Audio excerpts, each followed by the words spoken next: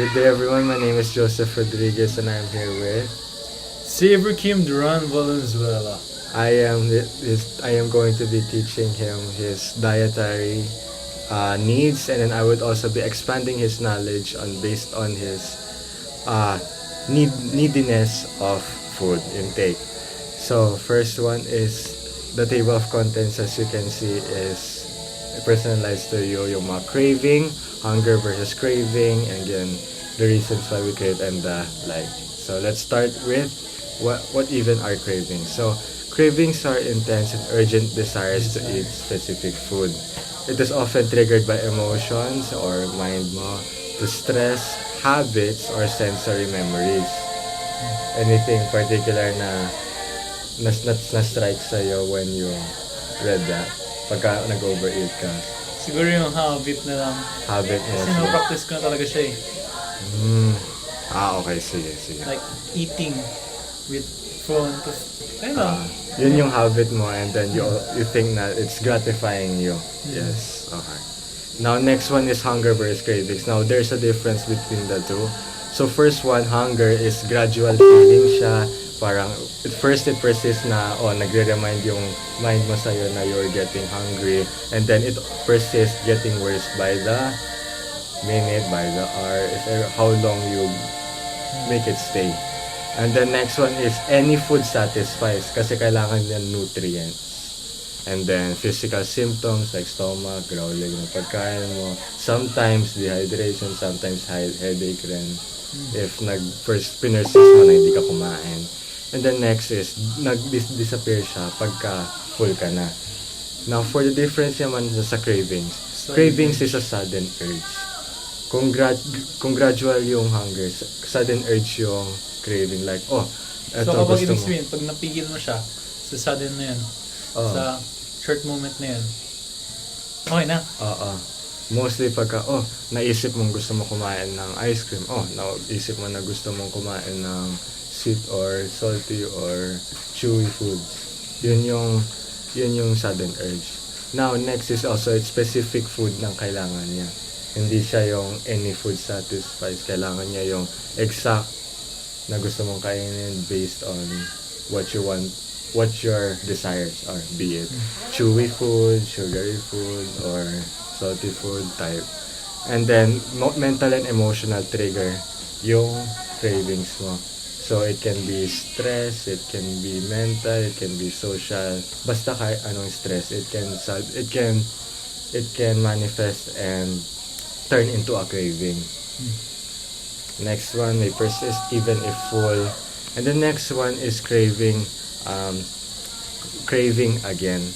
Why is it na gusto mo mag-crave nang nagka-crave ka at hindi mo siya ma-stop? There are several reasons why. First one is emotional stress. Ito yung boredom, sadness, and anxiety. And mostly yung mga under ng emotional stress is Stress eating. mga, what do you call this ba? Mga low self-esteem, mga vices nila yung kumakain. Not like you na sinabi mo naman you chose to or choose not to but get troubled by something, which is why I admire you for that. That's very good. Next one is habit memory, associating food with comfort or reward. This is what I thought na maybe you. Baka ikaw yung what you're under this one. Kasi it may or may not be associated with how you gym every morning. It may or may not also be for your mental adversities na overcome mo, and then like, I wanna eat something type of thing. Yeah. So maybe this one might be yours. This is easier. That is really the one. And this is easier to to overcome with the right guidance. Yes. Okay. Next one is dehydration. Now, ito yung na-research na body confuses thirst from hunger. Baka nade-dehydrate ka lang pagka may ginawa ko, or you even forgot or you forgot to drink water. Kasi kailangan mo siya, individualized yung dapat yung intake mo for water. Hindi siya yung parang, kailangan mo lang 8 glasses per day. Kasi you also are physically active, you're also everyday busy, and then kailangan mo rin gawin yung mga what do you call this, kailangan mo rin mag-sleep early. That's why it triggers some sudden reactions. Next one is poor sleep. Wala ka naman dito since you said you always sleep naman 8 p.m. And the next one is nutritional deficiencies. Now this is also understandable if yung craving mo is parang kailangan mo siya ng pang nutrient, or kailangan mo siya, like for example protein shake mo or protein, well, don't take that naman, but you need it for gym purposes, or you need it for something, nuts for food, nuts for reviewing exams, for example, like that. Baka ito yung isa pang craving na iba. Get? So far with me so far? Yeah. Okay. Next one, ito naman is yung possible outcomes or results pagka nag-overeat ka pa rin. Though it's not manifesting right now, please note that it may manifest pagka adult ka na. So we still have to Yung tarap mangyayari. yeah, we still have to teach this. First one is obesity. Well, not as of now. Next one is type 2 diabetes, hypertension, and cardiovascular diseases. You said naman sa demographic data mo na your parents don't have this, but your dad and your grandparents have. So we still have to take that into account. And then next one, ito yung cycle. Increases emotional dependence on food. A cycle of guilt is also overeating again. So pagka na-guilty ka na kumakain ka, kakain ka pa rin. So basically we have to stop in the middle for it to be useful for you. Okay? Yes. Yes. Next one is managing yung cravings mo. The first one is to drink water. We have to make sure na hindi ka dehydrated muna. We'll see. We would continue this on the passing weeks. We will monitor and then see ano yung outcome para sa your result, if it impacts you better. Okay. Next one is pause for 10 minutes. Yes, sir. Cravings often pass. Now this one. The hard part. Okay. Now this one, an advice. Do not think of it as ilang minutes na lang tapos pwede na. No. It's more of you focus on something else first. And then you see if nag-persist pa rin yung craving mo, baka nutrition na yan. Nutrition deficiency. We will have to check on that.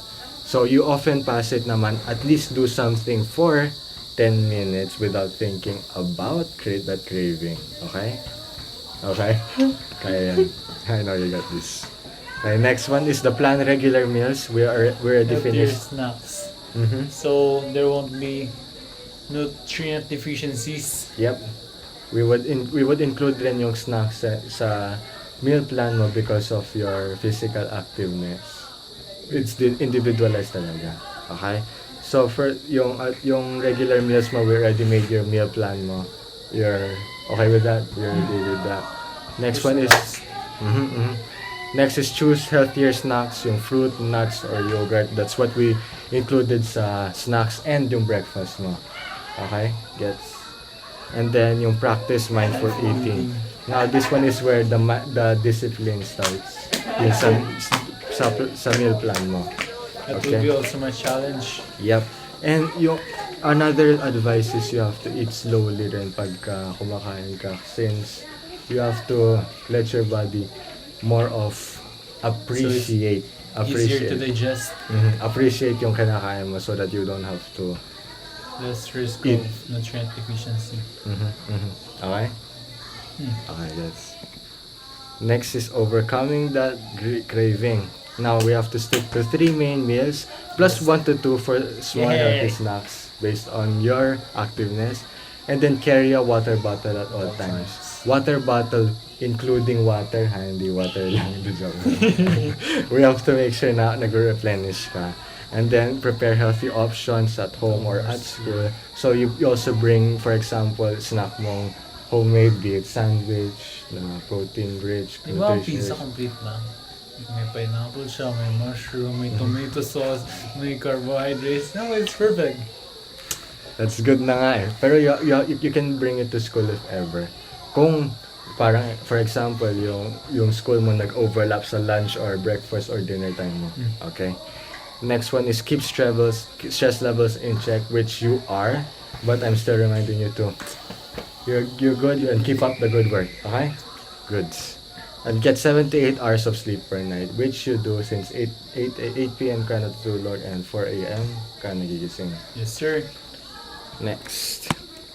Now, Uy, Mahatma Gandhi. yes. Ito yung mga famous words. Jimron. Uy, si Jimron. Yep. Uy, ingat. Okay, so my bad. Famous words from mga popular people. Nutrition. So first one is Jim Rohn. Oh, ikaw mag-read. So first is from the Bible, of course, 1 Corinthians 10 verse 31. It says, nasa Kafyan, so whether you eat or drink or whatever you do it for the glory of God. Amen. Then according to Jim Rohn, take care of your body. It is the only place you have to live. Amen. Yeah. Internalize those words. Yes. Yeah, we only have one body. Tama. And you have to take care of it. So how about Mahatma Gandhi? It is heart that is real wealth and not pieces of gold and silver. Real wealth is your body. But gold and silver is also wealth. It is wealth, but you can always obtain gold and silver. Yet you cannot obtain your body. Yeah, it's Tama. irreversible. Then lastly, we have Leigh Hunt. The groundwork for all happiness is good health. Yes, sir. Good health talaga. It's only through our body that we realize the things we want. And we appreciate the things that we have. Yes, Tama. sir. Amen. Okay, so that is it. So Yes. fun. You Peace learned out. something? Yes? Yes, sir. I've learned a lot. Okay. So we learned a lot. Well, thank you for being on this journey with me. I hope to be of help to you in this coming weeks.